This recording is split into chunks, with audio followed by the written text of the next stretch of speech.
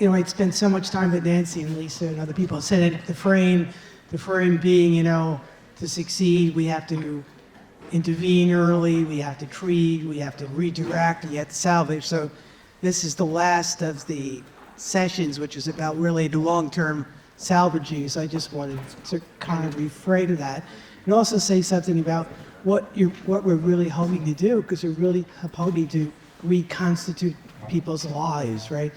And, the word delirium, which we think about as being terribly out of control and psychotic and to the extreme, but the word delirium means to come out of the path. So it's actually the old Latin, if you were a farmer digging a furrow, is that your plow came out of the furrow. That's what delirium is. And in the ancient texts, they don't use the word psychosis so much, which is to come out of your mind, but they would use the word delirium. And I think a lot of what we do is to delirium, is that right? Or, not delirium, or, yeah, we try to get people back on a path. And that path is not only a life path towards maybe the job they might have had, but also the interconnectedness to others, right? And those relationships are kind of some really critical things. So that's what we're going to talk about next. And then I have to give this to Jackie, our social worker. Thank you. Hi, everybody. I'm Jackie Ordonez. That lady's Mary Brain. I'm Jackie Ordonez. I think most of you in this room, which is also to see everybody. But for those of you that don't know me, I am a senior social worker at Silver Hill. I have been working in the neuropsychiatric residential program for almost 4 years now. So it's really nice to see everybody, and I'm excited to be moderating this panel. And thank you to Rocky. He is probably one of my biggest mentors amongst other people, and a big part of my professional development. So thank you, Rocky. Before I introduce Virgil to do his slides, I just wanted to share a couple words. So, and like Lynn, I need notes. I can't wait. Okay, so the work that we do at Silver Hill is deeply collaborative, and today's panel reflects the value of those partnerships. We're joined by an extraordinary group of experts representing programs and services that are essential to the continuum of care. At the heart of these partnerships is trust between care teams, families, and the individuals themselves. Building this trust and sustaining it over time allows for the continuity of care that leads not just to symptomatic improvement, but to a fuller life and a richer life. One marked by educational achievement, vocational success, and meaningful personal relationships, which is really at the heart of what I think the panel for today is all about. As mental health professionals and providers in the field, we're uniquely positioned to see the full scope of the many challenges that clients and their families face in the pursuit of these goals. Every day we witness how difficult it is to treat illnesses when early warning signs are missed or interventions come too late. This perspective places us in a powerful position, not just to treat, but to advocate, something that we've talked about a lot today. We have a responsibility to champion interventions, resources, and policies that prevent mental illnesses from reaching their most severe forms. Prevention is not only possible, but critical to long-term outcomes we all strive for. So with that, I want to pass it over to Virgil Stucker.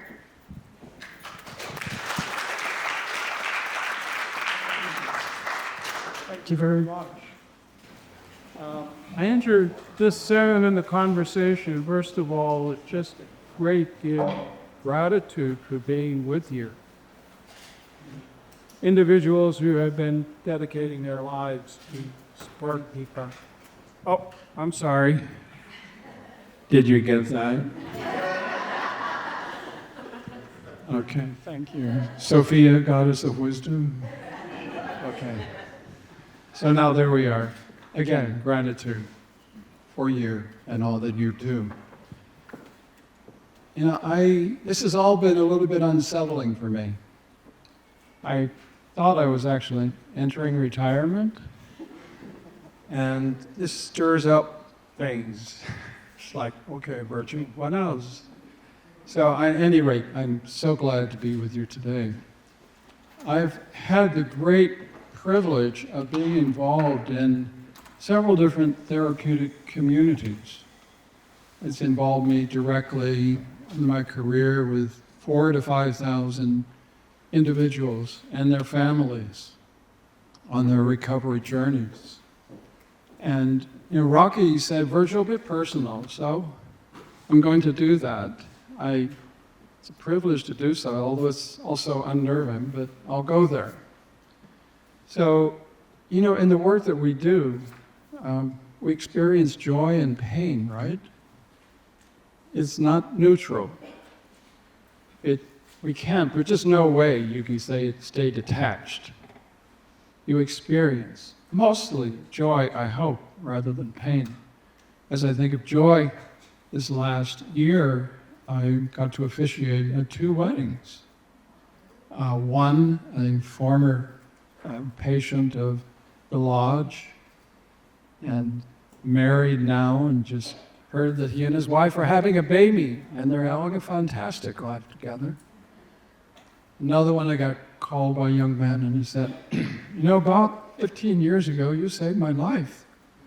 You've had that experience, saving people's lives. And he said, he says, good things are going well. I'm just now getting my doctorate in clinical psychology. I thought, wow, cool.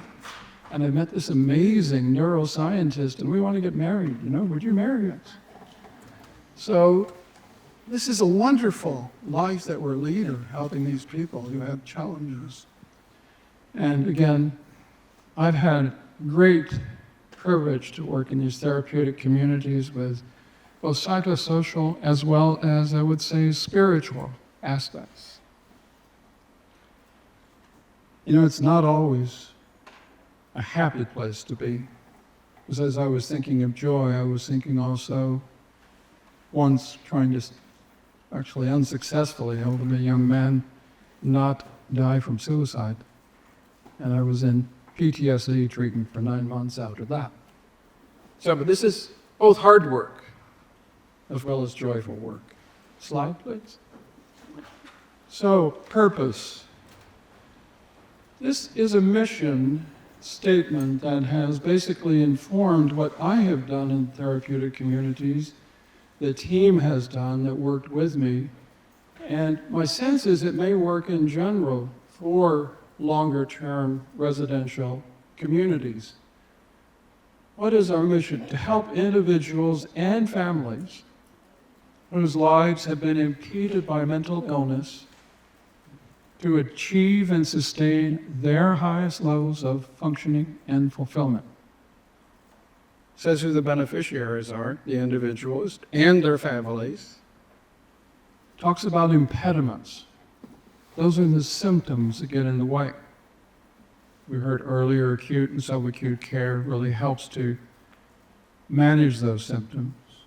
So once the impediments have been diminished, the residential care not only continues to help with the management, but helps each person and their family achieve and sustain their highest level of functioning and fulfillment. These are both measurable outcomes. In founding Cooper Reese, we did during the first decade 10 years of outcome studies, focusing on these kinds of objectives. So it's important to have this kind of mission in mind. At the end of the day, you wonder, have I made a difference? And this is one way of measuring that. Slide, please. So again, Rocky asked me for a bit of my personal journey. I'm 72. So I've been looking back at life and saying, okay, what's this all about? What has been my purpose? And in fact, what could be a purpose for humanity, as it were? And through my studies of philosophy, I study a lot of astrophysics. I'm very interested in universal things as well. In my own experience, including I had occasional mystical experiences. I've sort of been open to the question, what is the purpose of our lives? So this is what I've arrived at. Each of us has an opportunity to be a co-creator of beauty, truth, goodness, and justice. At the same time, we are pushing back against the forces of entropy that would tear us apart. That's often what happens in mental illness, right? People get torn apart. this kind of purpose. You know, some of us might say, well, my purpose is to work on climate change. Or another might say, my purpose is to advance peace. Today, we are sharing a purpose of trying to help people with mental illness. And that is indeed a worthy purpose. Again, looking back, I thought, okay, what are the three drivers that have helped me in achieving purpose in life? And I arrived at three. Philanthropy has been a key driver. Now, philanthropy directly sort of translated means for a globe of humankind. It's not just about the dollars. So philanthropy is about sharing as much love as possible, receiving as much love as possible, and fueling what you're doing with investments from philanthropists, helping them fulfill their dreams by investing their resources in good organizations like Silver Hill. So philanthropy has been at the base of everything that I've done. Secondly, creativity. I've loved being able to create organizations. I'm not as good at operating them. Maybe a little bit okay, but I love the creation part. So I've been a founding executive director of 7 different nonprofits, done a few other creative things. Thirdly, community. That's what has driven everything that I have done. Community is our natural state of being. It's how we're wired as human beings. To be in community, to be in healing community, to have a high degree of mutuality, of participation with one another, of being safe with one another physically and emotionally. That's how we're wired. Yet things get in the way. We can start to fall apart. So we are trying to help put people back together, so to speak, with mental illness, help put families back together, help put them all back into their communities, and at the same time, we are integrating our lives into this sense of community. So those things, the drivers and that sense of purpose, is what has helped me to be the founding executive director of 3 different therapeutic communities, 3 different community foundations, and also to work in leadership of a healthcare system. So vulnerability is a word I've heard a few times today, so let me tell you how awakening to vulnerability affected or has affected my life. Rocky had asked, well, why didn't you choose to work in the mental health field? I'm going to tell you it's sort of an accident. I'll get to that. You talked about being how you were raised, Rocky. Well, my parents, they're now deceased and died a couple of years ago. One 103, my father, fully intact, playing his harmonic and singing the day he died. And my mother, she was a youngster at 93. So they said, early on in life, it's important to pay attention to the, quote, least amongst us, to the vulnerable. It's good to serve them. So that's how I was raised, and then by the end of high school, I was on a big ego trip. What was I going to do? I wanted to be an astronaut. So I did everything I could to be an astronaut. I got a congressional appointment to the U.S. Air Force Academy to study astrophysics, and that was going to be my path to become an astronaut. And then I got spun around. A friend of mine in Vietnam could no longer stomach dropping napalm on innocent villagers and flew his plane into a mountainside. So I went from outer space study to interspace study philosophy, trying to figure things out. So it spun me around. During that time, I also had an experience with vulnerable people. You know, like listening to you, Alex, and how you like helping people. I thought that's sort of what I want to do. So I was a volunteer probation officer in college. I also was a volunteer tutor for autistic children. And so I began to stop doing those, and that was good. And I thought, okay, maybe I'll go in one of those directions, but I want to have some adventure first. I'm still trying to get in that rocket ship, right? So I got this old 1946 UPS van, outfitted it as my home, painted it canary yellow, and I was ready to take off and had enough money to have an adventure, and all of a sudden my engine. Damn. Sorry, was that recorded? Anyways. I took all my money. So there I am at home, depressed on the couch in the basement, where my parents would say, "What are you going to do?" I'm just so depressed, I can't get off the couch. And I said, "I'm going to go." $10 in my pocket, my dough, we got in the van and we took off. I got as far as my friends, about 100 miles away, parked in their driveway, said, "Can I stay a while?" And I said, "I have to find a job." The local psychiatric unit in the general hospital said, "You were looking for orderlies." They sized me up and said, "You look strong. You're hired." Okay. Psychiatric orderly. And at that point, mental health care. That was my first experience. They said, "You're a calm guy. We'll let you help people go through ECT treatment. You'll be the last person they see and the first person they see when they wake up after the treatment." Everyone in the hospital that seemed like got ECT treatment. Didn't matter all the diagnosis. This was 1974. It's like, is this mental health care? I mean, ECT treatment can be helpful. But everyone? No. And then they said, "Oh, you have to go tackle that guy. He's getting out of sorts." Man, the first time I tackled someone and put him in 4-point restraints, I went down to the chapel and cried my eyes out. I'd never done that to another human being. And I said, there must be a better way. I was at a Quaker meeting that sounded trying to be peaceful. A little publication called Friends Journal, and I read in that about this place, Gould Farm. Wanted, married couple between the ages of 35 and 50 to be house parents. So I thought, I'm 22 and single, I'll apply. I got the job. So that was my attempt to find a better path to treatment.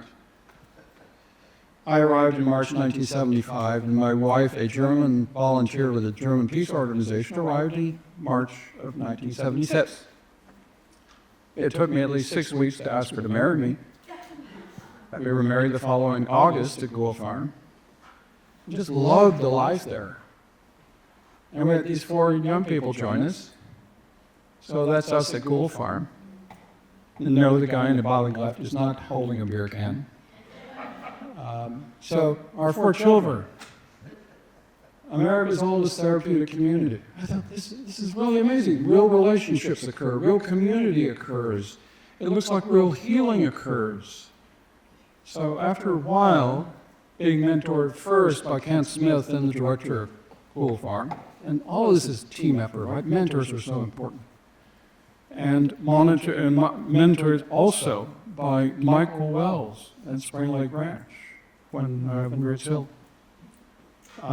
We set off. We thought, okay, well, we'll try and see if we can help replicate this model. Slide. So the first was a place called Gateway Homes in Ridgeville, Virginia, where I was able to be the founding executive director. After that, it was Rose Hill Center in Michigan. And there I was invited again to be founding executive director. And every time it's like our whole family. You know, we're living in the middle of all of this. Our children are at dinner at night, you know, on half the tables, people with schizophrenia, and they're thinking this is normal. So they grew up with a real sort of sensitivity for vulnerable people. Also had a chance to open Gould Farm's Boston program. After I retired from Cooper East back in 2017, and by the way, I recently realized both Sig Ackerman and I had similar times. I think he was here from 2003 to 2017. And I was at Cooper East from 2003 to 2017. I remember some really inspiring conversations with him when I would visit here and saw that he was really trying to build what seemed like a therapeutic community in a hostile campus with an integrated sort of continuum care, and I thought that was wonderful. So after I retired from Cooper East, I thought, I'm not done yet, and became a therapeutic consultant. Helping, over 5 years, I helped 300 families find mental health care. And that began to feel like a community too. You can do sort of virtual community with families. And in that process, it was Ellen along with some other mothers, Allison Lane in particular, who couldn't be here today, was going to. They said, you know, we're so isolated. Are there other mothers we can talk to? And I thought, that's an interesting idea. And so I helped to host a weekly meeting of the first 10 mothers across the country, talking to one another on Zoom, self-organizing. It was their meeting. They named themselves Warrior Moms. And that's now, gosh, I think it's close to 4 years ago. Yeah. So, yeah, so meeting once a week, and they get together for those amazing parties once a year with one another and becoming maybe lifelong friends. And so that became a part of what I was doing when I was doing the therapeutic consulting work. And then I passed that whole process on to Todd Weatherly, who's with us here today. I transferred the therapeutic consulting practice to him. And he's taken it and it's flourishing. And by the way, I see Brad down there too. You know, he's been mentioned a couple of times here. They're both, by the way, members of something called the Therapeutic Consulting Association. Have you heard of that? Therapeuticconsulting.org will get you in touch with about 70 people who, minimum, they have to visit 40 programs a year across the country. So they know what's going on. Never ever recommend to a family that they do a Google search for a program.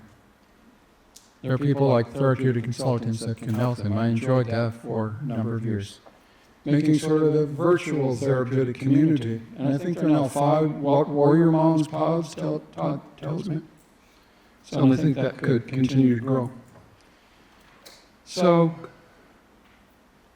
moving into the process that gets us into this fuller section, a bit beyond just my personal story. Mental dis-ease. That's sometimes what I call it, because it's like being ill at ease, being disconnected. Mental illness, mental dis-ease sort of takes us out of the community. So community programs like we're going to hear more about with Rachel and with others, you know, help people get back into a sense of community.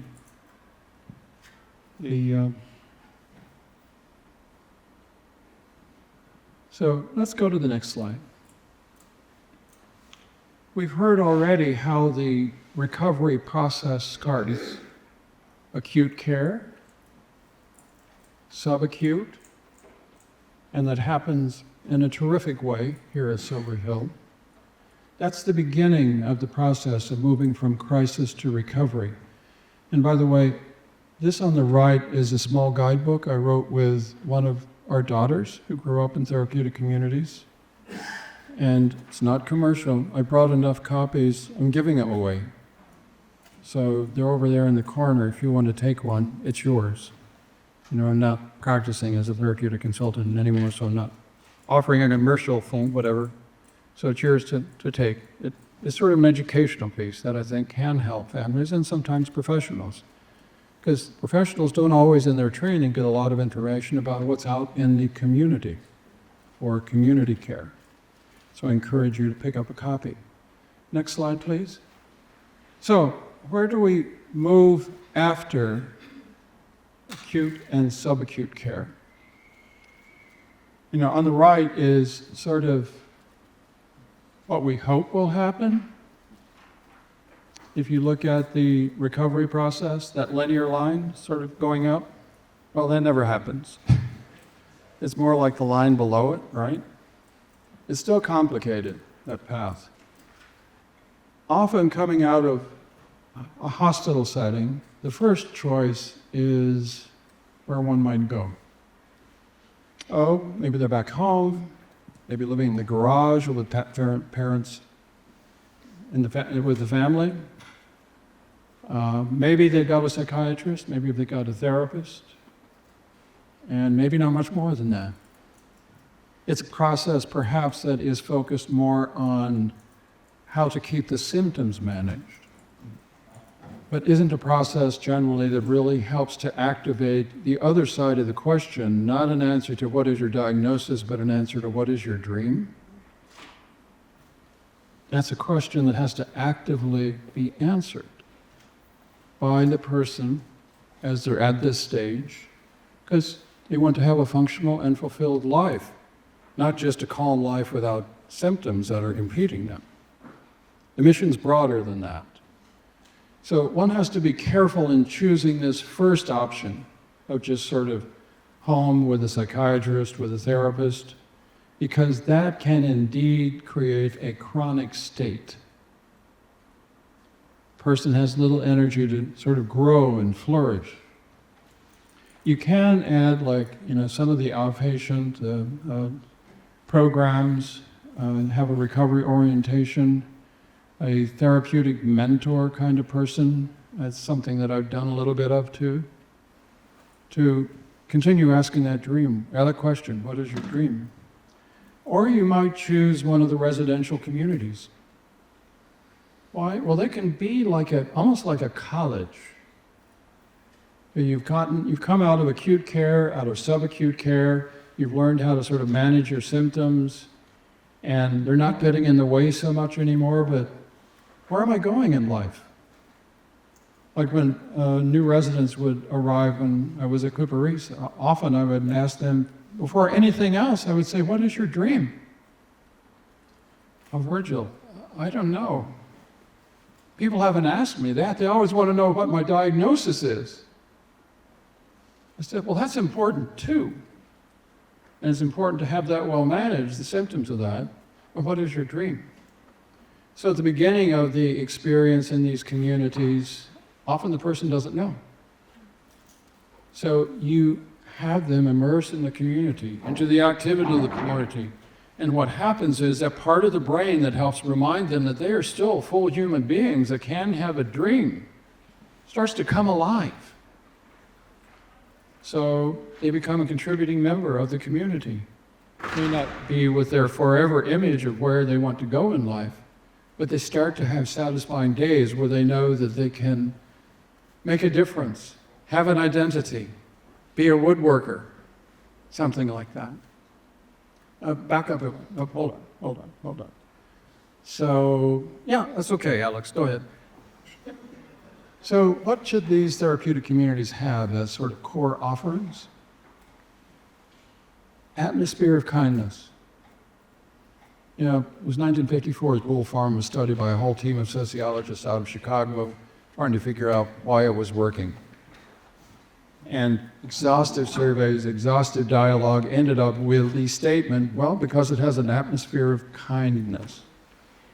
Some people say, well, that's awful, sort of. What is that? Well, if you don't have it, right? And kindness doesn't always mean saying yes, but kindness is important. Safety, emotional and physical safety, critically important. Belief in residents. I would train staff to believe in residents even when they might not really fully believe in themselves. And you don't give up. I always hated when I would get to the point where it was like, they need a higher level of care. Yes, sometimes that might be needed, but maybe they're just having, some tough moments. Let's figure out another way to get through this so that they can stay in the community. So really, never give up unless it's absolutely necessary. These communities often have work-like experiences. Pre-vocational skills are learned, getting up to get to work on time, seeing a job through to its completion. It gives each person a sense of contribution. It's like, I can do something. It's relationship-centered care. I would train staff to be aware of how much their relationship needed to be genuine, and if so, it could really help move a person toward greater fulfillment. Next slide. So these communities also have to have comprehensive care and treatment, and they do. Expert psychopharmacology, individual and group psychotherapy, most of them have this. Attention to nutrition, exercise, co-occurring conditions. Some of the communities will excel not just with mental health treatment, but also addiction treatment. Some, like Hopewell out in Ohio, excels with OCD treatment. So there are different, and I think Rose Hill in Michigan also has an autism track for people. So it's like there are different kinds of co-occurring conditions sometimes. The leading question in the recovery planning is it's important to keep making sure the person knows how to manage the diagnosis and the symptoms, the medications, et cetera, but I trained our social workers often to lead with the question, what is your dream? Literally creating a dream statement as a part of the recovery planning. That needs to occur. Assurance of safety, again, in the community is absolutely important. Without that, the person doesn't have a safe place to start living into the image of who they want to be. And also inclusion of the resident's family and the planning processes both while the person's there and while they are getting ready to leave, because often families is involved in that next step. I would say next slide. So, a call to action. Like I said, I'm sort of unsettled by all of this, a bit stirred, wondering, okay, what next? And is there a way I can help with this? Join the movement. I think there still needs to be stronger movement of creating continuum of care. I know that you're paying attention to that at Silver Hill with your various programs. More attention to the successes that work. Today we've been also looking at some of the challenges, and some of the stuff that can be a little depressing. At the same time, there's so much good going on in these programs and elsewhere, and we need to shine light on that success. As I was mentioning before, I remember these conversations with Sig Ackerman about sort of his vision, at least the way that I understood it from the conversation, of Silver Hill as a place with a continuum of care that could really help people in more profound ways. I think we need to advocate, actually, for the creation of more therapeutic communities. You know, I did what I could, and I'm not going to have a second lifetime. I'm not going to go out and be a founding executive director again of a new therapeutic community, but we need more of them. Did you know that there's a consortium of therapeutic communities in the UK? For a while, Cooper Reese was the only US member of that group. They do research, they do staff training, and there it's a lot different because it's paid for by the government. So here, you know, frankly, it's competition, whether it's a for-profit or a non-profit. Competition slows some of the progress toward creating other communities. And I would say also consider fostering virtual healing communities like Warrior Moms that I mentioned. That was so darned easy to do. There could be thousands of these Warrior Mom groups, and maybe, as you were saying, Ellen, maybe in a Warrior Dads group. So that could be looked at. Where my mind goes is with the last thing. Maybe I have one more chapter. I had a chance to create 3 community foundations as founding director. I'd like to create a foundation just for the purpose of supporting the existing therapeutic communities and supporting the formation of new ones. So that's what I'm carrying around in my mind now, and would be happy to talk with others who might have an interest in doing something like that too. So I can imagine that we can, in fact, here we're a robust community, it feels like. But we can create more robust communities, Warrior Mom communities, therapeutic communities, for vulnerable of all kinds. For us, across the U.S., do we need more community in the United States? No. We do. And I think that can happen. I thank you for these few moments, sharing some of my personal story. It's been a great ride. I'm only 72. My father made it to 103, so maybe I've got a few more chapters. So with that, I'd like to turn it over to my esteemed colleagues. Thank you so much, Virgil. Okay, I'd like to invite the rest of our panel to join us. And I'll introduce everybody.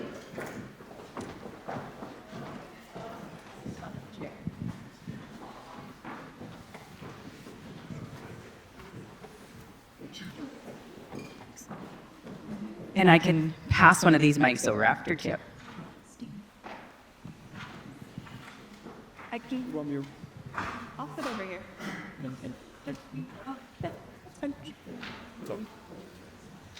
Okay.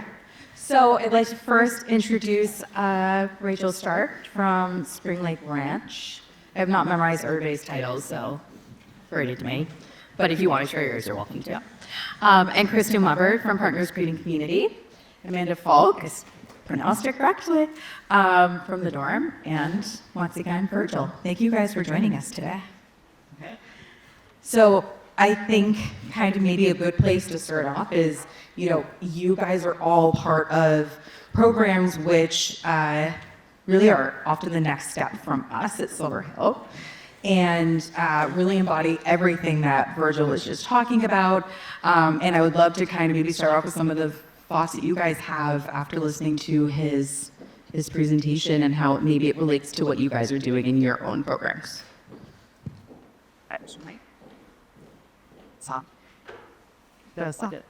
You just have to push up the. So yes, my name is Richard Stark, and I'm with Spring Lake Ranch, and the executive director. I've actually been there for 17 years, and then have had a wonderful 17-year relationship with Silver Hill. Often, many of our clients on an annual basis come from Silver Hill, as well as other hospitals. And we are a long-term residential program for people primarily struggling with psychosis. About 80% of our clientele have some diagnosis with psychosis in there, whether it's borderline with, bipolar with psychotic features, schizophrenia, schizoaffective, or just cannabis-induced psychosis. 80% of our clients struggle with cannabis as well, so we're dual diagnosis, but primary mental health. So the things that we've heard today, and that Virgil shared in particular, all into they're needing to be longer-term treatment for these individuals. And it's not a 5 to 7 day stay in a hospital. It's not even a 3-month stay. It's a life-changing event in many cases. That means just as much time to reset, unwind, and replan someone's life. It took them a long time to get in this situation. It's going to take them a while to get them out. And where you get them out to looks a lot different. That journey, that length of time, when you're in a healing community with other like-minded people who similarly struggle, you don't feel like a freak. You feel a part of something instead of being apart from everyone, right? So that connection that you form in your residential communities, the Love Branch in particular, in my case, is healing in and of itself. You're with your people get you. You can be your authentic self. You can have your moments. That squiggly line that we just saw. That's the ranch, right? It's Naperville. And be able to hold on to someone while they're struggling, not just popping them into a hospital every time they're having a syndrome. Showing them that it's a safe place to sort these things out, to figure them out, to understand why they happen in the first place, so that when you leave the residential community, the therapeutic community, you could recognize these signs and symptoms for yourself and intervene proactively instead of having someone do it for you. These are the lessons that we try to teach. And we do it with love and kindness, and it sounds hokey, but email we all need, right, is to be with our people, be loved through our worst moments, and supported through our worst moments, to figure out where our superpowers lie, because we still have superpowers even though we're sick, right? Just got to find them, got to dig through. So at places like Bull Farm, Cooper Reese, Spring Lake Ranch, we put our planks to work for 5 hours a day, working on ranches, working on farms, working with animals and in the garden, etc., to show them that no matter what's going on for them, they have a sense of purpose and they have value in this world. And we do that through communication, media for, and love. So, yeah. So I'm Kristen. I'm part of Partners Creating Community. I am one of the co-founders with Brian Dodd and the co-executive director. We support a similar population. We work with adults primarily coming out of long-term hospital stays or semi-long-term therapeutic communities or looking for their next step in life.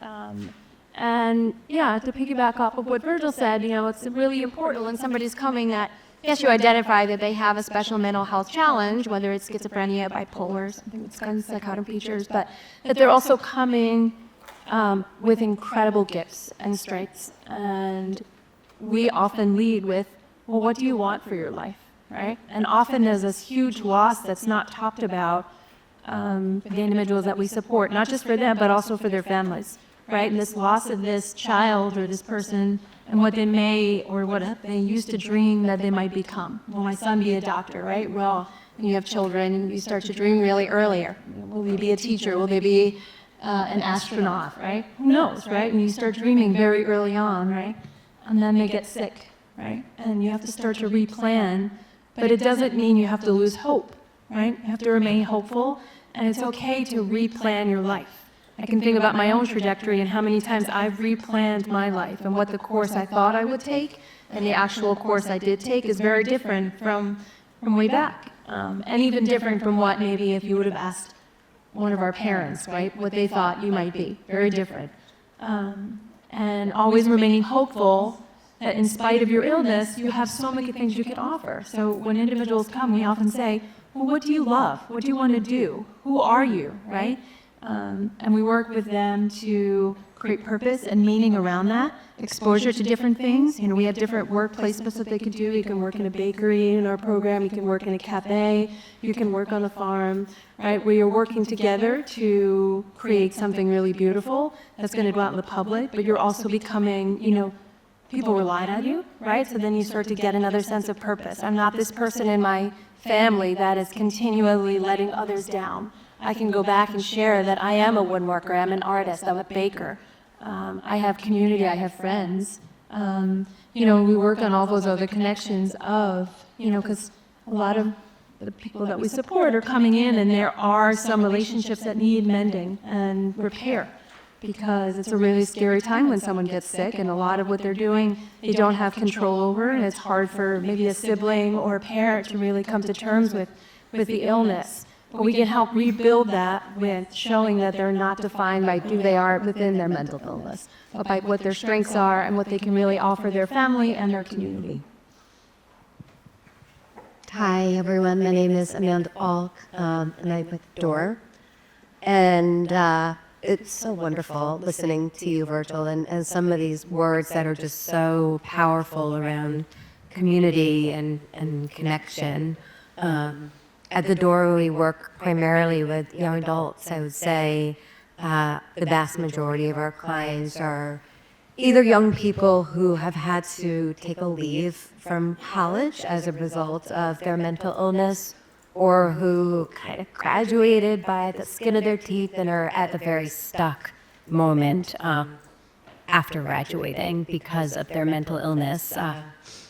I think the main difference between us and some of the programs that you all have spoken about and shown these beautiful pictures of and being on a farm like this is that we're not on a farm. We're in New York City. We are in Washington, D.C., right in DuPont Circle. So, you know, for some young people, especially coming out of hospitalizations, they do want to learn how to live a life with meaning and purpose in these more urban environments. And we wanted to try to figure out a way to create the magic that happens in these idyllic sort of settings of farms and in the woods in New York City and in Washington, D.C.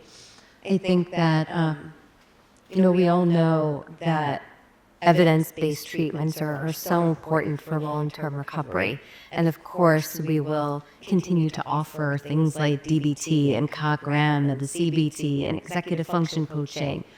And what we're also learning and that what research is showing us is that community metrics are also really, really impactful when it comes to long-term sustained treatment outcomes. So looking at things like ability to participate, self-efficacy, friendship, rejection scales, and how do we cultivate those within a community environment? And we do that by having field trips and social groups and volunteer activities and opportunities to work and to be of service in the community and to laugh and to have fun and to have joy and to reconnect with what gives you meaning and purpose in life, all within the confines of the therapeutic community. We only have 3 over there, so I'll have you guys share.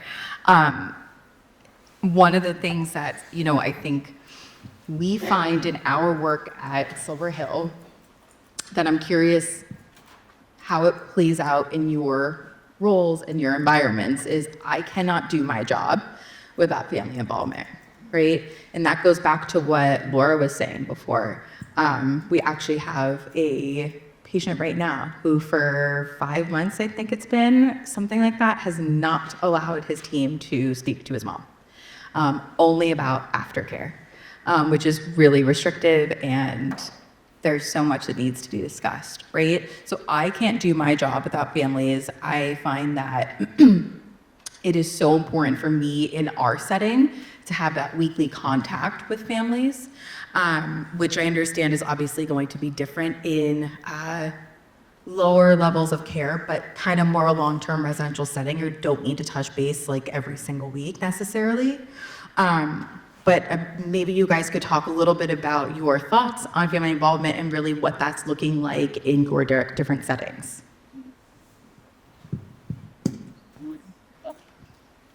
So the ranch family involvement is positioned right from the get-go as something usually less than what they've experienced at Silver Hill or possibly even a hospital, in the sense that we really want to empower the individual to kind of take control of their life and direct their life. Having said that, we still need the families, and they have a lot of client information that's real helpful for us. We promise family communication about every other week in a form of a video call or a telephone call. And when again, we involve the resident at times so that they're the ones actually reporting out to the family how it's going, and with prompts along the way from us to make sure they're including everything.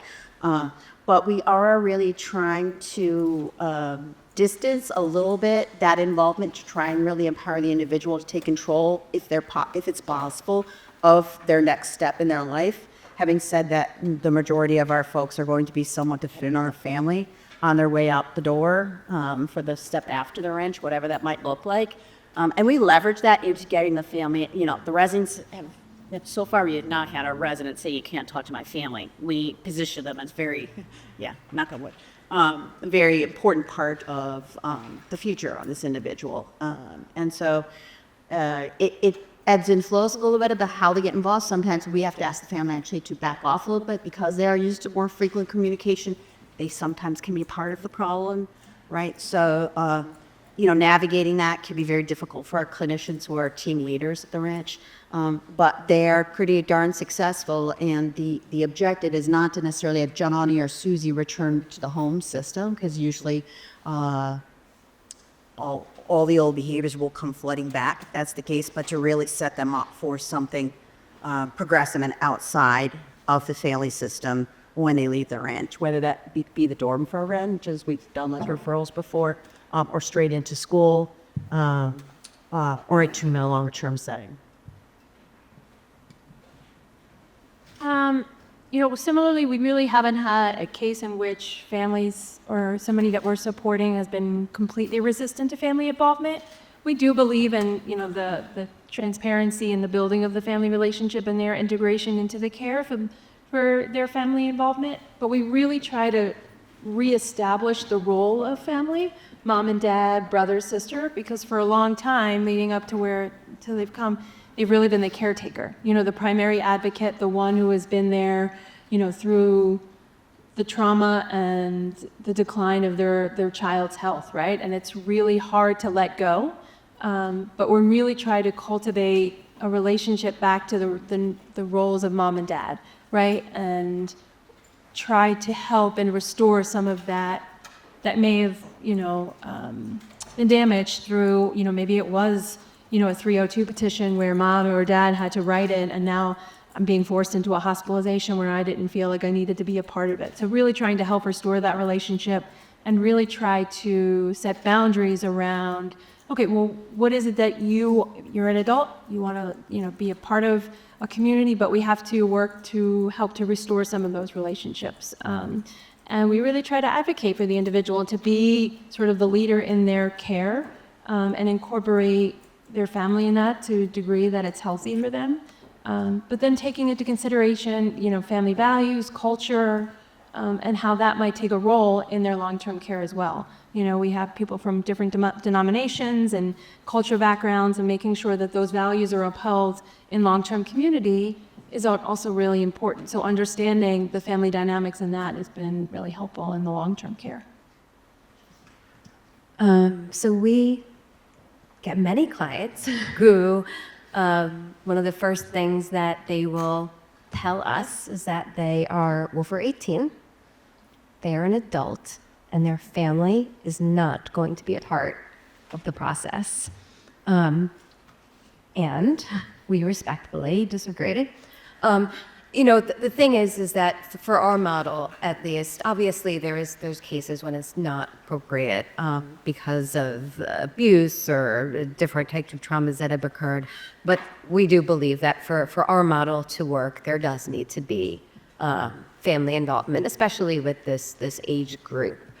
Every family that participates in treatment at the dorm is given their own coach. Parents get their own coach separate and aside from the clients. And parents are required to participate in their own coaching on a weekly basis.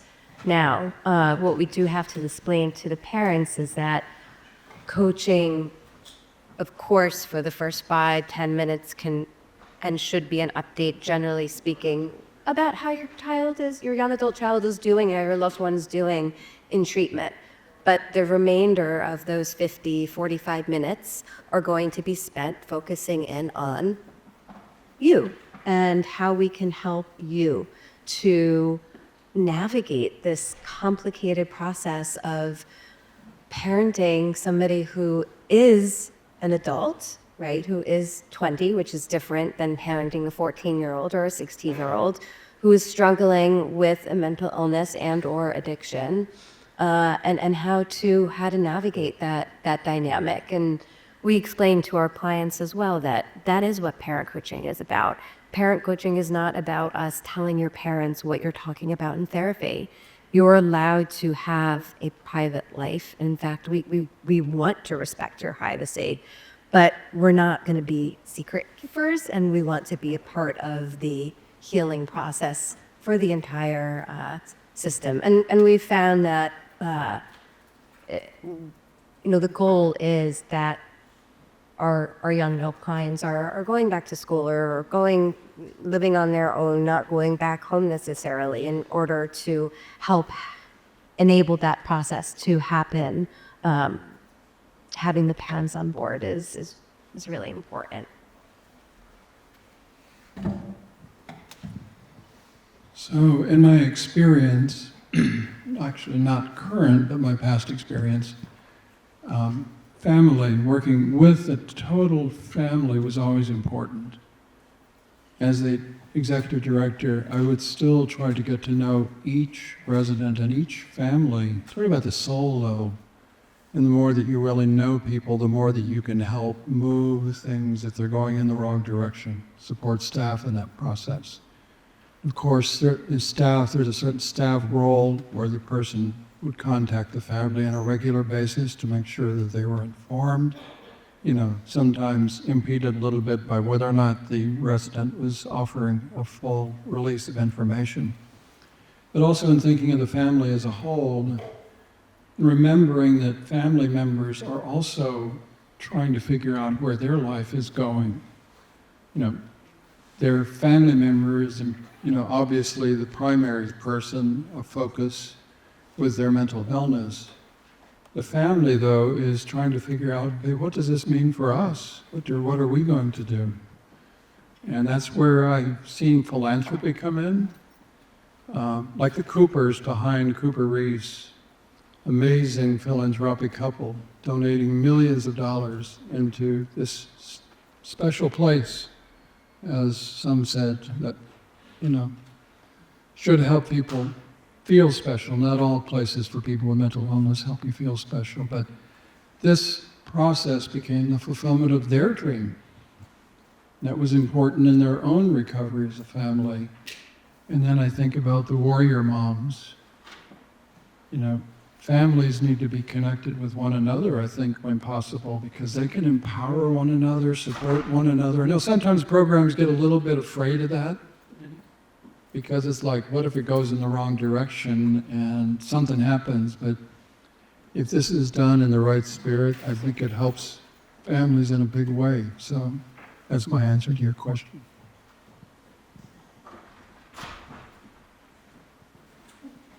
I think I would also, working? Yeah. I think I would also just add, you know, we've talked a lot today about prevention and educating adolescents, right? But I think there's also such a huge piece of family education, right? And when it comes to family involvement, not only do I need kind of their buy-in in what we're doing at our level of care, which is a higher level of care than you all, but a lot of what I do in my role is a lot of family education too. And it's just so important to families that they're willing to accept the education, right? A lot of times they might not be. We've talked earlier about the case that Dr. Brown and I had with the father who was really, really against any sort of education, and apparently 3 years later still is. Groups like the Warrior Moms, right? And that's such an incredible resource that not everybody has access to, and I wish that we could kind of expand that too and open up, you know, have the different pods, I think you called them before, that more families could have access to, and Warrior Dads, I think, would be pretty cool too. I think the dads need some support systems also. You know, I have some, yeah. Wait, Alicia. No, go ahead.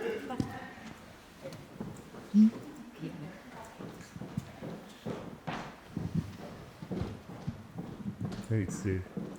So Bridget, I wanted to say thank you for your colorful presentations, and it's such a privilege to have you here representing all your amazing institutions that we've gotten to know over the years.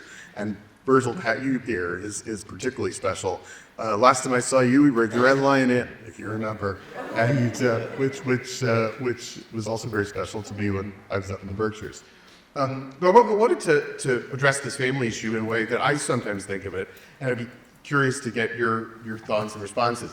And I have to say, it comes out of my training as a child and adolescent psychiatrist. And I know that we had a few here, right? Sophia and Meriwether, and I think somebody else said they were a child and adolescent. But you know, when we were trained, it wasn't a question of whether the family is involved. It was, the way I sort of think of it is, it would be like walking in, I'll use a medical analogy, even though I know we're not really talking about medical situations. It would be like walking into a room with a patient and then saying, you can't do a blood test on me, or I won't do an EKG, right? Like, you wouldn't be disrespectful if someone said that. You'd want to know why. You'd want to talk about it. You'd think, didn't really need a blood test. But it's so much part of the system of care that you would address it as that. You would address it as, well, how can I do my job? If you're asking me to assess and be helpful to you, and I'm trying to figure out if you have anemia or you have, you know, a metabolic abnormality, but now you're saying that I can't do blood test. You have a right as an adult to refuse.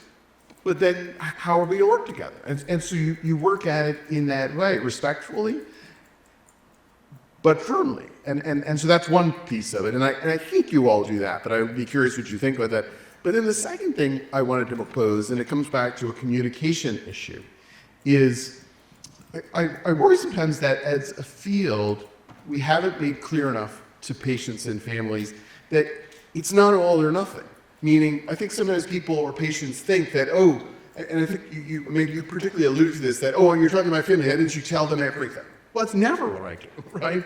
And so the idea is that family involvement doesn't mean we're taking their side, or it doesn't mean that we're treating everything as equal. It means we're helping you with your family. You're still our primary focus, but, you know, I often think of my patients, I say, listen, I kind of had some sense of what you're up against here, and I can be helpful to you around that.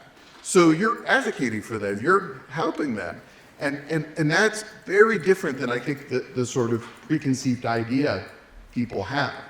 I do want to add one last thing, but speaking of Laura, what you said earlier, which is the misuse of this notion of HIPAA drives me insane.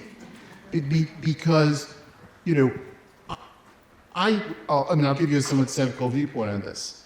I think that the systems, when I worked on, you know, in ERs and in overstressed inpatient units, are so stressed that I think, and I'll give people the benefit of the doubt, I think it's usually unconscious, when they have an excuse for not having to do one more thing, that is make that call to a provider or make that call to a family member because I can't.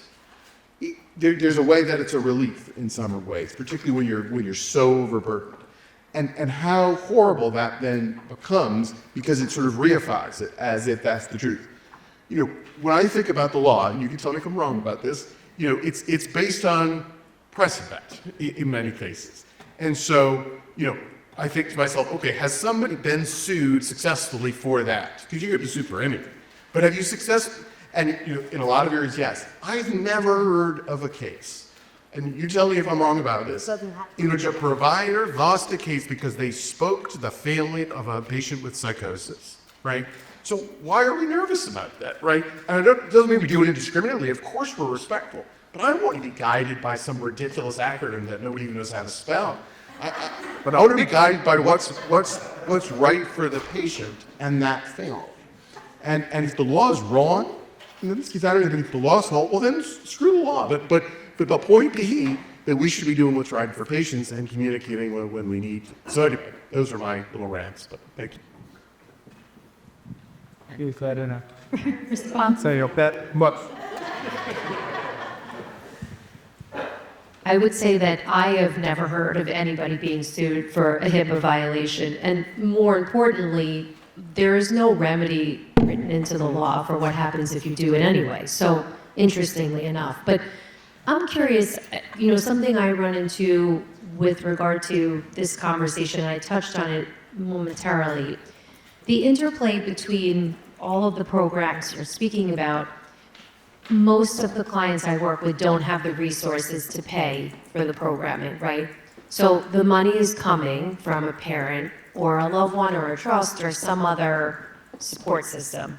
So there is a very difficult conversation that has to happen, and I have it daily with clients and their families about, I know you want to move to New York City and live independently in an apartment, but you don't have the resources to do that. So there's somebody here who has those resources and they are selecting option A or option B. And those are your choices. Or I guess you could go off on your own. I'm not sure how you could manage it, but I think that's an undercurrent to a lot of what we're talking about, where patients feel like they're not, it's a false choice, right? They're not being given the dream that they would foresee for themselves. I dream to go to a shaman and live in Asia and study at a temple, right? And we say, that's wonderful, but you can't afford to do that. So instead, you can go to Spring Lake Ranch or the dorm, right? And so I do think that that colors a lot of even well-meaning family interaction, because parents or loved ones or trustees, in a lot of the cases I work on, are making value judgments about what is an appropriate program. They go to somebody like Virgil, he gives them 3 totally appropriate programs, and the client wants something not on that list, right? And so I think that that also comes into play. That's where I kind of lean on the social work staff and others to really try to demonstrate why option A at the shaman might be a next step dream, which is how I usually try. Well, that sounds like a next step after this step. It's just not this step, you know, but I think that also has to be acknowledged, that there is this power dynamic in the family, that if you're a person who can't hold regular employment or isn't independently wealthy or never worked or isn't going to be the recipient of a trust fund, that you don't have choice, and that lack of choice drives a lot of paranoia and infantilized feelings and negative emotions around even the best residential or long-term treatment options. So, you know, I think that that's going to always be a barrier that we all have to be super creative about tackling. I'd like to address something that Andrew just said, which is about fear of HIPAA. I think part of it is caused by the bureaucracies of the hospitals themselves having so much emphasis on it. Because I just recently had someone call me essentially in hysterics because someone had called somebody without checking to see if it had been signed. And he was fearful there would be some outrageous, consequence. And I think that we've been raised in the kind of bureaucratic system that makes us afraid of, those of us who are at all compulsive. Luckily, I'm not. but it happens. And I think that's just part of the way we've been raised to worry about things, They'll accuse us of being at an anarchist conference here today. I was hoping to talk more about that negotiation point where there's someone in the hospital and everybody knows that their next step of becoming shaman and living in a whatever is not going to go well, and then negotiating the next step. And that's more often a conversation than not, right? When I talk to the clients that come to the Ridge, I'm like, well, you don't really seem to want to be here. Well, where would you be if you could be? Smoking weed in my parents' basement with everybody leaving me alone. Like, okay, so that's no longer an option. When I talk to families on admissions, I still take admissions calls because that's my favorite part of a job. And I work with families and I say, look, you got to find options. You have to have more than one, because if you're trying to shove one thing down their throat, it's not going to go well. You got to find 2 or 3 acceptable options. Vet them, talk to the programs, make sure you're cool with it, then give it to your kid and let them decide which one they want to go to. Hopefully they get it, right? But that at least empowers them that they had a choice. And they're still not thrilled about it. They still want to follow their dream. And I, as someone they first meet when they come in, I'm like, hey, I get that you really want to be a shaman, and maybe that's in your future. Let's show your parents that you've got the fortitude, the ability to manage your mental health, and that you can do it safely. So let's show them here that you could do it here so that it will translate into what you want to do. And then hopefully, 6 or 7 months down the road, that dream is kind of fall away and they fall in love with farming or woodworking or something else, or going out to school, right? So it's navigating that. The school, the reasons why we love Triple with Silver Hill is because you do a great job having that conversation. It's daunting to find out you're leaving Silver Hill after 3 or 4 months and you could have signed up for the ranch for 6 months plus, like that. But I need to go. I've already been in treatment for so long. Like, well, just try this place, right? And they do the hard work, and then we just continue the conversation once they get to us. But the fact that our places don't feel like treatment makes a huge difference, right? None of ours do. So.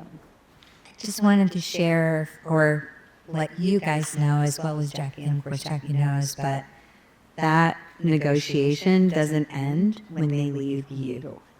I have patients that have been at the door, and patients still at Spray Lake Ranch. Apparently you guys haven't something else. Thank you so much. And those conversations are ongoing. And they are lifetime. I mean, similar of what you said about, these families and your families for the rest of your life. Right, that's kind of the way I look at it as well. Add to that really quickly. So, Laura's talking about the shaman, right? And that's actually a patient that we shared together who is wanting to go see a shaman, and that's going to fix everything, right? I mean, in terms of family involvement, Sophia and I share that patient as well. There's constant conversation with that patient's mother about, okay, how are we going to handle this, and what are we going to give a little on in order to get? So, to your point, this goes on and on and on. That's a patient that was with us, then at Cooper's, then at the door, then with us, and now he's back home, mostly because of finances, and they needed to bring him home. But that work with the family is really never ending. Well, most recently the deal was we'll vet the shaman and we'll keep Clozaril, and shamans can be part of treatment teams if they work with us.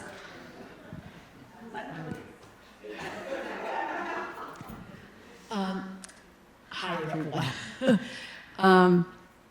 I just want to piggyback upon what you said. True, transparency. I'm a family therapist, so I have my own particular bias. And I guess I just want to emphasize that the family, and we can all agree, is its own system. And I think what makes the family unique in this conversation is that it's a lifelong system. And it's not just parents, it's also siblings. And it's a family that's gone through enormous amount of pain and agony, not just the parents, but also if they're siblings, right? And so this mentally ill person is having to walk back into this family and into the relationships with their parents and their siblings. And I think we historically, has not paid enough attention, because that's the space, talk about safety, right?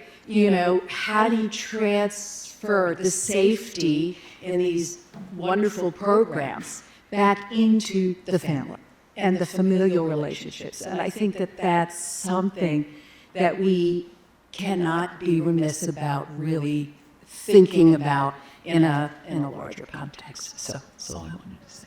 Yeah, I think I'd also like to add to that. So, a couple parts. So the first part, you have a family dynamic, a family structure, there's parents, there's siblings, and often when somebody gets sick, it's sort of a timestamp, right? And that's the stamp in which everyone is going to remember, and sort of every time that family comes together, it becomes about this identified patient in their family, right? And there's a lot of trauma, there's a lot of hurt, there's a lot of things that go on when somebody gets sick within a family, right? And then sometimes you have parents who then focus on the sick child, and the other children become resentful, and it becomes, recapitulation of this every time this person is reintroduced to the family. So, our goal is to be really transparent with family, to allow for as much integration as possible, to allow for some of that healing. Not necessarily focusing on the illness, but what the person is overcoming, what their strengths are, what they're doing, right? Giving them some skills so when they do get reintroduced to the family, it's not, this, you go over, I often we were talking with a family last night, right? I'm from a large family. I left when I was 17 years old, but inevitably I'd cross the Verrazano Bridge, and inevitably I'm 11 years old again, and everybody remembers me as this 11-year-old child, right? But now I'm 25, and I have a master's degree, and I'm married, and I'm pregnant with my first child, but nobody wants to talk about that. They want to be married during that time. So giving the individual some, within our program, they're gaining confidence, that we're rebuilding, helping to rebuild self-esteem, that they're not defined by their illness, giving them some language and some coping skills to manage family dynamics when they go home, but then also utilizing other tools, right? Technology when they're away, right? We have a family here who, they do a movie night almost every night, right? So they can relate in a really healthy way, have dialogue about something very different than why they're in a program, why they're not living this life that they had dreamed or perceived that they would live, when they were younger. It's a different life. It's not a bad one, or it's not wrong. It's just different, right? And how can we identify different coping skills and different ways of relating with one another that are much healthier to start to mend some of those family challenges that, people really struggle with. And we find that the sibling dynamic is the trickiest one, right? There's a lot there. Parents can get past it a lot quicker. They can start to see, because you want to see your child in a positive light, right? That is a natural thing. You're going to see the positive. But the siblings struggle with that a lot more. So trying to integrate them into the new person as they become well and as they start to take care of themselves, and they can identify as a different type of person, that they remember them, it helps to mend those relationships, which inevitably are going to carry them for the rest of their life, right? Those relationships aren't going anywhere. They might be on the back burner, and they might not be interacting often, but that brother is always there, right? And it's really important to remember that that person will always be a person in their life, and how can we work towards mending that relationship?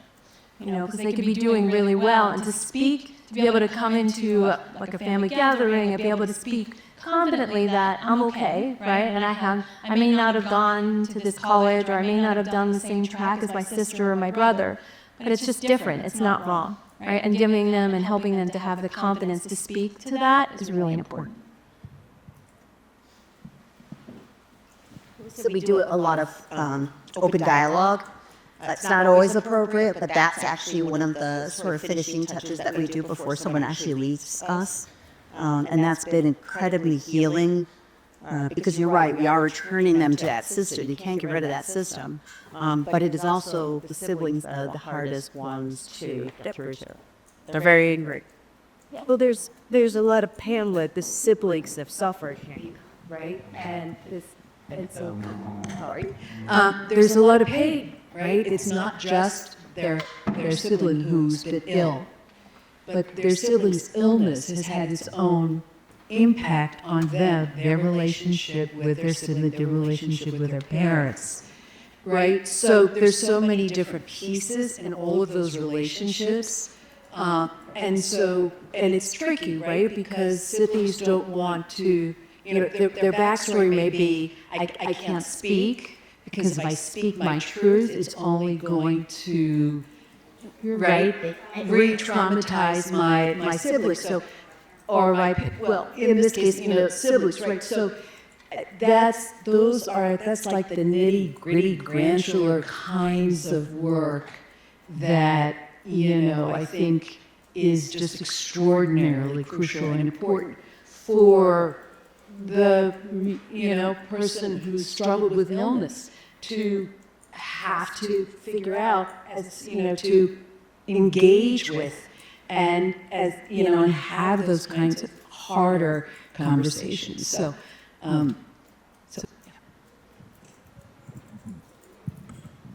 Just one other thing that I wanted to say about the family involvement and the parent involvement.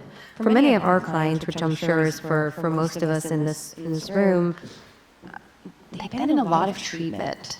A lot of our clients probably could recite the DSM backwards and forwards better than I could. And they've also, through the process, learned a new language.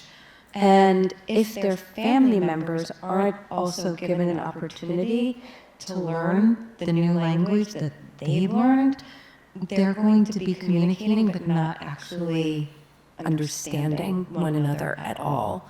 So giving parents, giving siblings the opportunity to learn this new language is vital for the functioning of the system as well. to comment.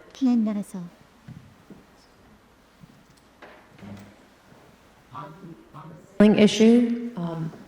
I know we talked about this a lot in Rome when we were there, but from an estate planning perspective, I would love to see families encapsulate what we're talking about and recognize that the automatic assumption that when parents are no longer here, that siblings will take up the task is probably an incorrect automatic assumption. It's not true for every family. Some siblings are very well adjusted and can handle the passing of the torch very well. Some of them have become social workers or advocates because of what they've experienced. I think this is true broadly for kids, siblings who grow up with developmentally disabled siblings. We see a lot of that work. It's a very different thing. I see families of kids with Down syndrome or autism, and the siblings are well adjusted for the most part, cerebral palsy.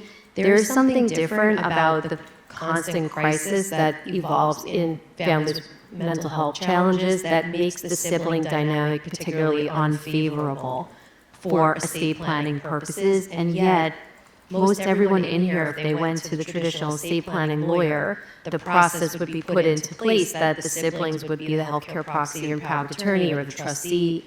And it very rarely works. And in actuality, causes a lot of litigation and other problems later in life, and court processes we didn't talk about today, and will proceedings and trusts and other things. Because imagine taking that sibling dynamic and then making that sibling in charge of money and the discretionary decisions about spending and what you can do, what vacation you can take, what car you can buy. It's incredibly complicated and often causes its own problems. So I would also say, as part of these discussions, I'm always thinking that the right time for estate planning conversations is today, because nobody knows what their longevity looks like.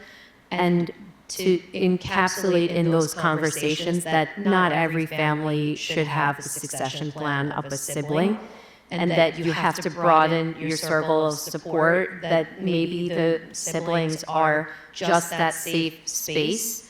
Because if that sibling relationship is the place you go when you're feeling depressed again, and that's the same person who decides whether you get extra money that month, it changes that relationship irrevocably. And so I think that, not only does it make a sibling a parent or parental figure, it empowers the siblings who are still grappling with their own issues to act out whatever aggressions or whatever ill feelings they have themselves. Sometimes we see the most cruel people to someone struggling with illness are their own family members. So I think that for me, as you talk about, moving on from Spring Lake Ranch or community partners or the dorm at the next step, it's about the patient or client also thinking about what works for them.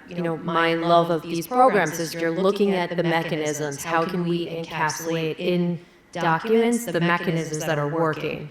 And let's put those into place. Don't print something off the internet, for the love of the Lord. Don't print anything off the internet and sign it, because it really doesn't work. And I think that it's again about that creativity, in every aspect, being innovative and creative in your planning, because that matters. And not assuming that every sibling, there are very many siblings who are perfectly well adjusted to do that job. But then there are plenty who just aren't and are not ready and will never be ready. And so I think that's a critical part of that family discussion, is also the succession plan. Laura, so I entirely understand what you mean about a sibling not being a good option. But in your experience, then, who has been good options? And who have been good options? Just as Virgil was speaking about consulting services and other organizations that are specializing in helping families to find the right long-term care components, there are very many 501c3s, community partners, financial institutions, trust companies that are coming back into the space of recognizing that families who have any vulnerable person in their lives, the same planning I would do for someone with autism or cerebral palsy has similar applications in this space, where we're looking at third parties or community parties to step in and maybe take over the financial role. So for example, I can have a sibling as a healthcare proxy, because if the issue is, if the person gets in a car accident, should they have life-saving blood transfusion, is a much more straightforward thing, and we want that to stay familial. But I might have a co-partner on the financial side making decisions so that that person is insulating the family from being involved in money. Money is just sticky. It's a sticky issue, especially for those of us who have family members who are compulsive in their spending, or when they're ill, they're, the bipolar mechanisms or the mania causes irresponsible credit cards or things like that. So we find ways to deal with each person in their individuality. But certainly we've used a lot of really well-meaning trust companies, and we do it well. A lot of trust companies and banks are now employing care management services as part of their financial responsibility. Part of that's to avoid litigation. Every corporation wants to make sure they're not just distributing money and the person is living unwell, so they're employing their own resources to make sure the person's living safely. And it also just insulates the family. It mechanizes that you have to meet certain criteria to get a distribution, and the law actually requires that. That's not a personal thing. The trust law, the banking law says that the trustee has to make sure the distribution is in the best interest of the beneficiary. So again, we get out of that power dynamic and we say, back to this, it just is what it is. We may not like it. I have this conversation all the time. You are the beneficiary of a trust. It's not your money. Somebody else who owns the money made decisions about how it would be distributed. We can't change that. We have to accept the parameters and work within the structure to get the distributions you're looking for. What are you looking for? A car? Let's get the estimates and get the car. We're not going to fight the system about why you need to give someone an estimate. We're just going to get the estimate and get you the car, right? So it's reworking the thought process, because what I say to clients, and it's true, this would be true of any beneficiary of any trust. This isn't specific to you. There are generations of people who are aggravated that money was put in a trust. They're all different neuroprofiles, but if it's not yours, somebody else has the right to set how it gets distributed. And we all have to live in societal confines we don't love, but we do it and we move on with it, right? And I think that's part of what we have to talk about. But there are, Sal, very many community partners who are coming into that space necessarily. There are just too many people to take care of for that not to be true. If I could add to what Laura said. By the way, I think Laura is pretty rare. I don't know of that many attorneys with the breadth of knowledge that you have and the obvious passion that you have for this work. I would add to the conversation the role of the therapeutic consultant. I mentioned that briefly before. I'm not talking about so-called ed consultants. That might be a term that most of you have some familiarity with. But therapeutic consultants are generally much more highly trained. Yeah, I'm actually wondering about the difference as a child psychiatrist because I'm much more familiar. So, yeah, and so therapeutic consultants, there's actually a professional organization for them now called Therapeutic Consultants Association, therapeuticconsulting.org. And these are people who, like Brad and Todd, I think, are there any other therapeutic consultants in the room? You know, they will be involved often in the crisis in the beginning, and they will go all the way to the end. You know, as people go through programs, go through components, they have capacity to pull on resources to move people physically sometimes, and then also to help them on the ongoing sort of path to recovery. And with what Laura was saying about trust work, legal work, often you can have a therapeutic consultant who knows of those resources as well. So they can be really part of the continuum of care.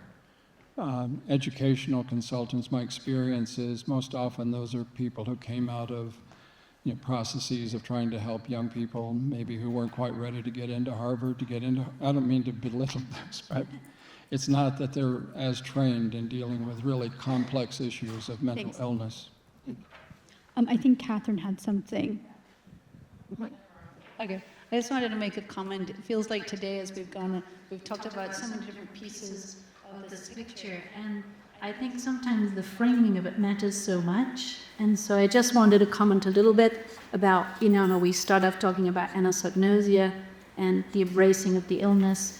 And I guess I just want to comment about, in my mind, the need to think of this as a brain disease.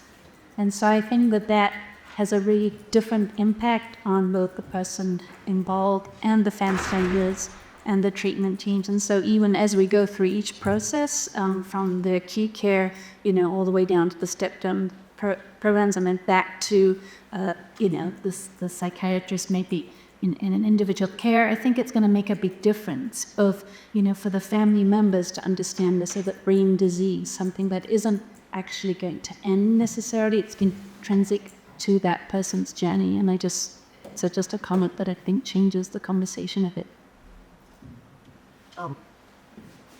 No. I wonder very quickly that could be. And like this way, building up this, it's something that's brought up before as well. Because as a psychiatrist, as someone who did neuroscience research, of course I agree it's a brain disease. And yet, I think in the history of psychiatry, it's been a dangerous concept for the following reason. When people, and it goes back in some ways to the 70s, the 80s, and into the 90s, kind of grabbed onto this concept of all psychiatric illness being a brain disease. I think it was used by many to take the mind out and to, in many ways, denigrate all of the things that we all believe in. And I know that's not the way we mean it, but I'm worried sometimes that the brain disease concept has been misused to say, well, brain disease, then it's medicines. And if it's brain disease, why treat Bob Patel or anything else? Let's just treat the disease the way it would be if we were treating any quote-unquote pure biological disease. And so I think our challenge is to go back to this, and Rocky and I have talked about this very old concept that somehow still doesn't seem to be absorbed in the field of a true biopsychosocial knowledge, which is the biology is a piece of something that is broader than that. I also worry sometimes that brain disease can disempower certain patients because they say, oh wait, does that mean I'm broken? Is that mean I'm always going to be broken because my brain is sick? And the answer is, well, maybe a little, but you're so much more than that. We can do so much more. So anyway, so I say that just because I know we need it in this subtle way, but I've seen it misused. I wanted to ask something else. The word just sent off me when you mentioned that the loss of a patient was a post-traumatic, pain for you that wouldn't influence nuns. And everyone I know who's been in the field for more than a few years, he's had to deal with this kind of thing. And so I wanted to share something with some of our friends at the next level, which is on a number of occasions, I've had the experience of seeing a patient in a certain way and thinking they required something. And that other people, from a perfectly reasonable standpoint, didn't see it my way. My way of framing it was that the medications were working so well that you couldn't see the underlying disorder. And then people come off medicines for various reasons. And that's been some of the most upsetting episodes of my life. And because of that, we're all friends, except maybe we don't communicate as well as we should about that kind of thing. And I just wanted to bring up the necessity of having channels of communication, maybe that we do it better in the future. Because in the mad minds of physicians, what motivates them, I think most strongly, is the negative outcomes, not the positive outcomes. They're very affected by anything negative, which goes back to just human nature, but also the oath, which is to do no harm. And so that's a very powerful internal disruptor when something goes wrong. And so I just wanted to bring that up and make sure that maybe we have better mechanisms to make sure that minimize those kinds of errors. But I just wanted to talk about that just a little bit because it's important. So you set me off. I had a flashback by you making reference to murder. Thank you. It was hard to bring that up, but it was something I got very directly involved in. But the communication, again, sort of knowing people, knowing when there's something off, and how are we communicating about it. That's also important. I guess where I was wanting to go was, we get mostly concerned, as you were saying, by the negative that occurs. So, we're like mirrors, is the way I look at it. If we overly focus on the symptoms and the worry of the negativity, if you look in a mirror like that, you're more likely, as the patient, to remain the, quote, doubtful patient, because that's what the mirror's always looking for, that negativity. You feel that. If you have a person who is a mirror more for the positive, I believe in you, that kind of energy, that draws you into a different place. Now, it needs to be balanced. It's not one or the other. But that's why these programs are critically important. The acute and the subacute work that's rightly focused on getting the symptoms under control, the impediments under control. So yes, it's right to be mirrors for one another around that patient as the symptoms are being managed. As they get into a program like the ones up here, or like Cooper Reese. Eric, by the way, from Cooper Reese is back here too. I don't know what other programs. I was meeting some others at lunch. The program, Laurel House, yeah. that these programs are more likely to reflect back that positive image. It really helps the person become, despite the fact they may have a brain disease, that becomes a smaller part of who they are as they fulfill that image of who they want to be. So, not a direct answer to your question. It's the dialectic, right? Yes. It's very apt. It's a powerful dialectic to try to work one's way through. I just wanted to say that going forward, that the people, we just keep that in mind on both sides, because, sometimes we see it in a certain way. And it's another paradox, right?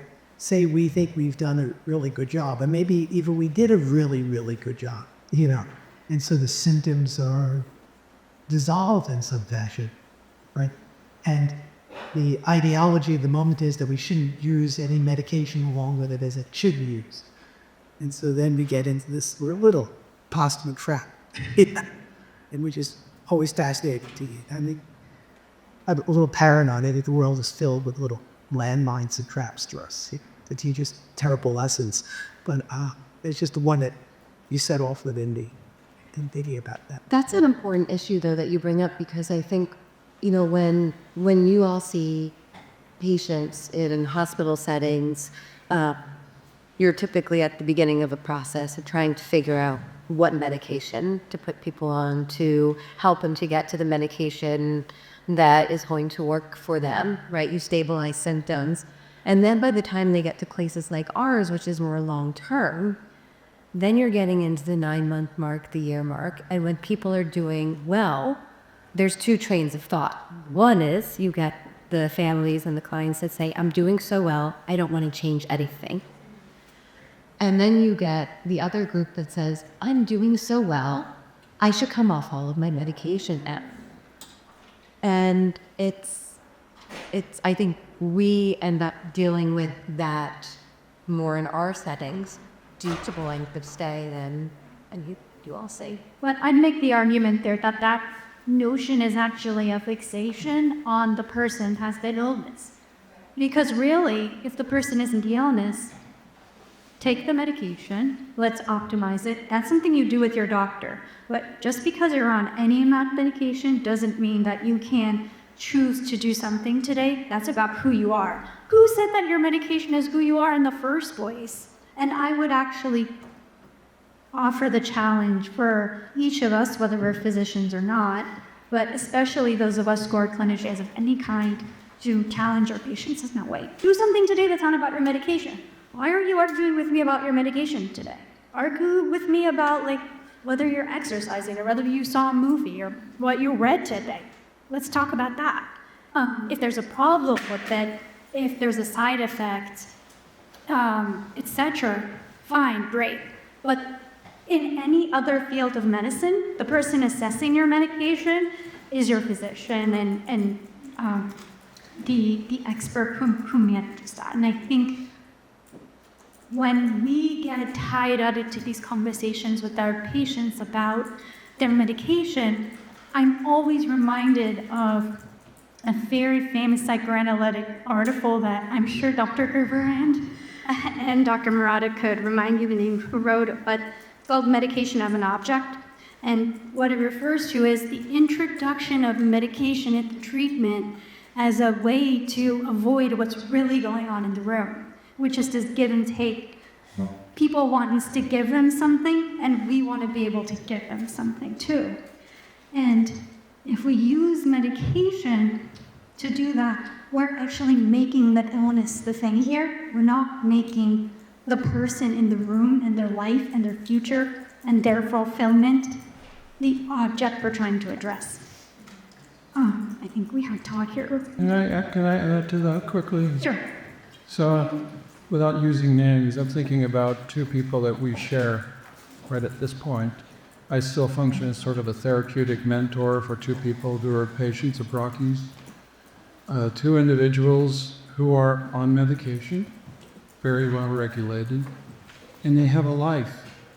One just graduated a few months ago from a college, summa cum laude, on medication, on Clozaril. Another one was uncertain what he was going to do. I asked him, what's your dream? He wanted to go back to college. So now he's in his 3rd year of business school in Arizona, on medication, still with schizophrenia. So the focus wasn't the medication. The focus was on getting a life.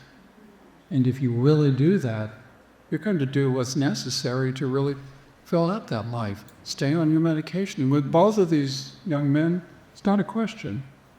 They're really in tune with that need, and they support it. And I'd make the argument too that if people do that, then their medications will actually be going down. Go ahead, Sister. Okay. I wanted to piggyback on what Catherine said, and then Andrew, and also Sophia.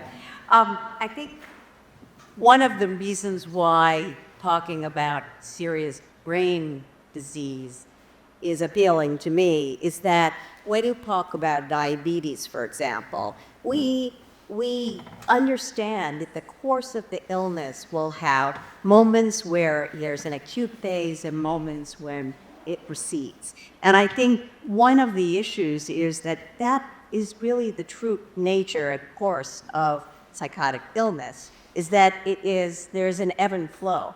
And so if you're talking about trying to understand the role of medication, and you see it as something which is upon a illness that has acute and less acute phases, the issue of continuing medication becomes less of, I don't need it because I'm cured.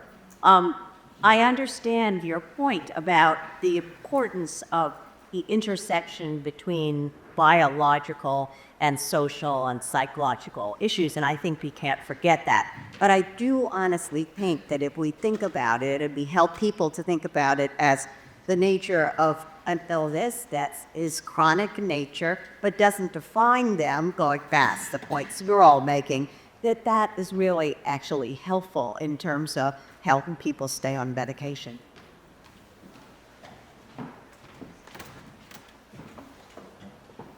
Todd has been waiting a while. It's okay. It's okay. Real quick, I love all the conversations we probably do this for a while. The thing that you're all trying to talk about, I think, is Todd. I tell the clients that we serve, what are the chances that they're, this going to be successful? It's like, well, the longer that we can keep them in care, the more chances it goes to Todd. Now, go back and say what Dr. Gerber was going to say, but we know timeframes for good care. We can convince insurance companies to go act to these timeframes of good care. Yay. And what I'd like to hear from this group is, how are you able to do that? How are we able to push that deal? I have to there, so this group is one that participates. Uber Eats is forging the charge, getting insurance reimbursement for their programs, and it's becoming on the forefront. What are you doing? I'd love to hear.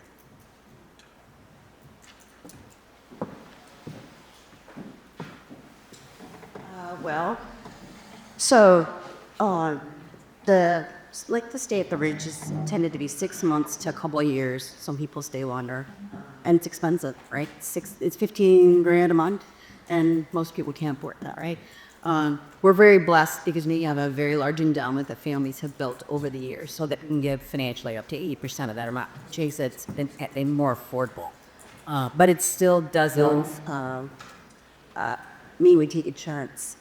So I'm letting Cooper Reese and a couple other programmers try that out. The core to our success at the Ranching Eagle Farm and Cooper Reese is like stay. You need to stay long enough to establish those connections and become part of the community. Put a stack to get to know you well enough to notice those slight cheese and mood and behaviors so that you can suss out what's a symptom and what's going on. So one thing that we are doing is all the farm-based kibbulis, Bull Farm, Cooper Reese, Hopewell, Manisi, Roast Harvest. Well, we are trying to, for Clariff, we actually have, we're trying to combine our outcomes, and then as a model, trying to show eventually to insurance companies the FEC of what we're doing, right? Because right now there's like, all right, you're on a farm, can't be getting anything out, Bammer, thank for that. So, it's going to take years, but we're starting with this collaborative outcomes where we're all measuring the same thing, so we have a little bit of credit. I'm not going to lie to you, I don't want insurance companies to pay for 45 days unless the family's willing to keep them there longer, because it's going to cannibalize the community feels and the FCO actually do. But if it can alleviate some of the cost, that is worthwhile. The problem is to always tie that success to the insurance. So all insurers, I had 7 insurers said they're done like in 2 weeks. They're not done just to all by off them. They're trick carry up the variable. It never really doesn't go well. So the key is to get insurance to support longer stays, not to get them to accept us under insurance, but to get them to accept longer stays. I think that we were talking earlier about advocacy. I think in order to be good advocates or disruptors, you need to have data. You need to do research. And having strong research, collecting outcome data that is valid and reliable. I don't think that, quite frankly, insurance companies are going to care about the outcome data. They're going to care about, oh no, we're going to start making less money because of this data. But I do think that potentially policymakers, lawmakers will care about the data, and then they can go after the insurance companies who should have been paying for this all along, because we all really know it works. They just don't want to. Long-term is going to save money. You know that.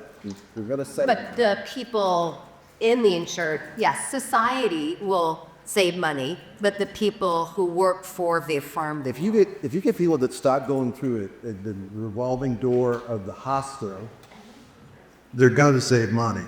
They just got to wait a year or 2 on it. But the average length that somebody in this country stays on an insurance plan It's 2 years. So they will never, in your current system, they will never save money for that insurance. So unless you have societal perspective, they'll same as that. I will say that for us, our biggest bang for our buck is working with our state, because they are paying for people to go to hospital time after time after time and care. So we're starting on a community level where we're working with the state agency there to say, hey, do you want to stop this? Let's have them do a long-term stay. It's a hell of a lot cheaper than keep it to hospital. But doesn't Spring Lake Ranch have out-of-state people coming in? So Almost all of our folks are actually from our state, and that's all private pay. So why would the in-state? Because they have a group system, and they recognize that we hold on to people for as long as we can, and our daily rate is less than their outpatient one. So we can save them money by not having someone go to the hospital over and over again, by keeping them longer on the lower level of care. I would like to add, I think this is also, again, a place for philanthropy. Not that philanthropy is going to solve it, but I'd look at the huge inequities, economic inequities in this country. And what that means is we have some families with huge amounts of resources. Mental illness affects them just like it affects any other family, and sometimes like the Coopers. They were looking to build something beautiful, and they did with Cooper Reefs, putting millions into it. I think there's a role for a foundation, maybe building on the collaborative you were just talking about, like the Consortium for Therapeutic Communities in the UK. We need a foundation that can help support these nonprofit programs, provide training, perhaps training resources for programs that are also for-profit, not necessarily nonprofit, but also doing good work. Research. I think this is a missing foundation. I've been the president of 3 different foundations that I helped create. And as I said before, this is all stirring me up again. And I would welcome conversations with those who might know of individuals who might like to brainstorm this. I think we have time to glance. You can be. Yeah, good. Also, and I do want to bring you up. As I was reading Yeats last night, except with Andy, and reading of kind of man, even even though we're tatted old men, you know, sometimes the power comes into us again, and the coat becomes alive and dances but again. So maybe this is what's going on. I want to thank everyone for coming. I think this has gone very well, and I think we'd like to do it again, right? Well, yeah. Okay. I was going to get a photograph of that. I think.